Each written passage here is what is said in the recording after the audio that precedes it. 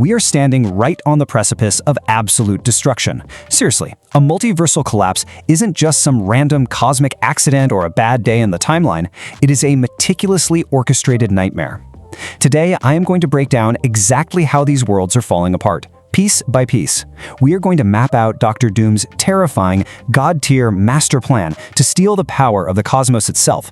And maybe most importantly, we are going all the way back to the beginning to uncover how Steve Rogers' one profoundly selfish choice acted as the ultimate spark that ignited this entire cosmic powder keg. Let me explain the terrifying stakes of this collapse right out of the gate, because what we're looking at here changes absolutely everything we know. Look at the sheer, unimaginable scale of the concept we are dealing with here. An incursion is, without a doubt, the most terrifying event in all of cosmology. I want you to really imagine this. You're just standing there, looking up at the sky, and instead of clouds, you see an entirely different Earth rushing down toward yours. The atmosphere is literally catching fire from the friction of two realities grinding against each other. If those two planets make contact, both realities are completely obliterated, wiped from existence. The only way to survive? You have to destroy the other Earth before impact. Think about the heavy, awful weight of this for a second. Our opening battle is this desperate, brutal war for survival between the legacy Fox X-Men universe and Tobey Maguire's Spider-Man reality. These are iconic, beloved characters we practically grew up with, and they are suddenly being forced to brutally murder each other just to exist for one more day. Now, the X-Men reality is meant to come out on top in this specific clash, but it leaves them severely scarred. So we have to ask ourselves, how did we get to this point of no return? Well, the absolute crucial point here is understanding the root cause of all this chaos. It all traces back to a single, deeply personal choice. Think back to the aftermath of the ultimate victory against Thanos. We all remember it. Steve Rogers was tasked with returning the Infinity Stones to their proper places in time, just to maintain the sacred timeline exactly as dictated by the Ancient One. But instead of coming right back to the present, he made a profoundly selfish choice. He stayed in the past to live a quiet life with Peggy Carter. Now, on the surface, it sounds like this beautiful, perfect romantic ending, right? But let's dive into the actual mechanics of time travel for a moment. By doing this, Steve Rogers didn't just bend the rules of reality, he completely shattered them. He created a brand new, totally unauthorized branch of reality. It's the ultimate butterfly effect, a single butterfly flapping its wings that ultimately sends these massive apocalyptic shockwaves across the entire multiverse. Let's actually track this broken path and see how this builds, because Steve's psychological state right here is just fascinating. We start with his initial choice to stay. Look, the guy is utterly exhausted after Endgame. He has given his entire life, his entire being, to the mission. But naturally, when you create a rogue timeline, it catches the attention of the Time Variance Authority. Loki and the TVA literally knock on Steve's front door. They warn him, point blank, that the multiverse is destabilizing rapidly and they desperately need his help to fix it. But the ultimate Boy Scout turns his back on them. He looks at the beautiful life he has finally built with Peggy, and he completely refuses the call. This forces Loki to respect his choice, but he leaves him with a really grave warning. This timeline will be destroyed if he remains. So what does Steve do to evade this destruction? He and his family flee. They're given this specialized device to stay in contact. Actually, it's very much like Nick Fury's distress pager, and they seek asylum in an entirely different reality altogether, the Fantastic Four's universe.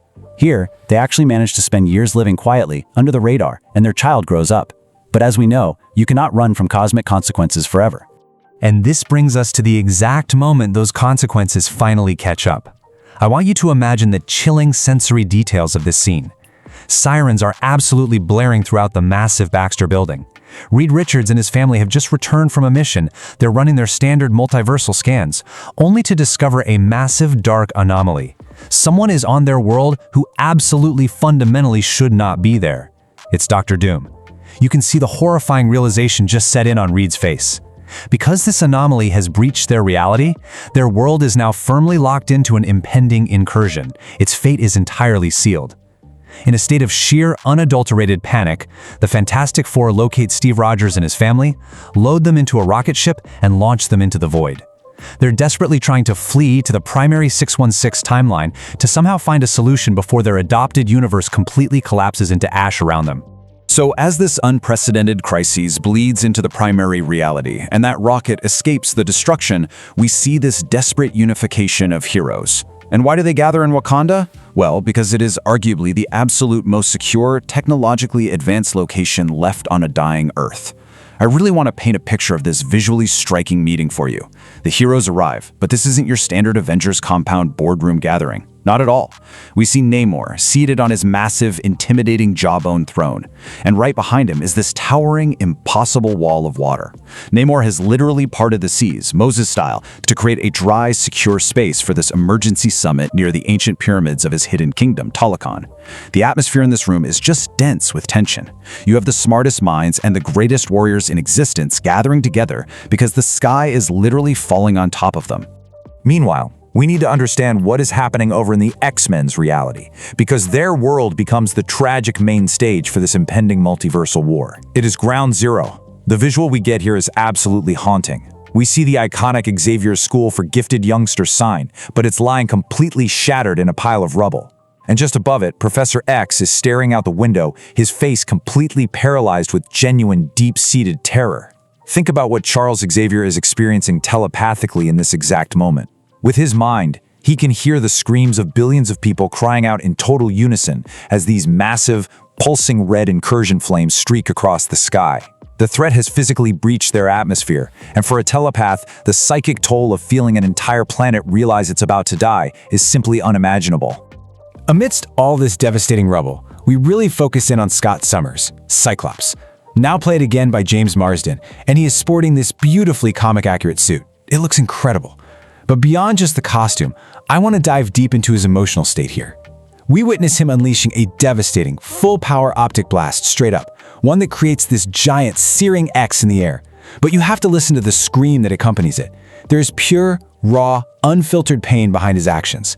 We have to remind ourselves of the incredibly tragic history of the mutants. They are a people who constantly, endlessly face extinction from humanity, and now the universe itself is literally trying to erase them. Scott has suffered enormous losses. His timeline has been ravaged by multiple incursions by this point, and he is now a hardened, deeply battle-weary leader who is absolutely desperate to protect whatever tiny remnants of his found family he has left.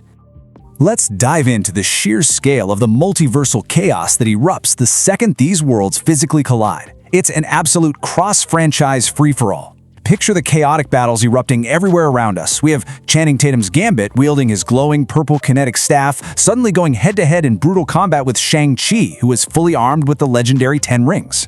Elsewhere on the battlefield, we see Nightcrawler engaged in this frantic, teleporting battle against Reed Richards. Mystique is out there, disguising herself as Yelena Belova to get the upper hand. It is utter madness. But you have to ask, why are they fighting instead of just talking to each other? Well, because in an incursion, paranoia reigns supreme. Every single unfamiliar face looks like the Grim Reaper coming to end your world.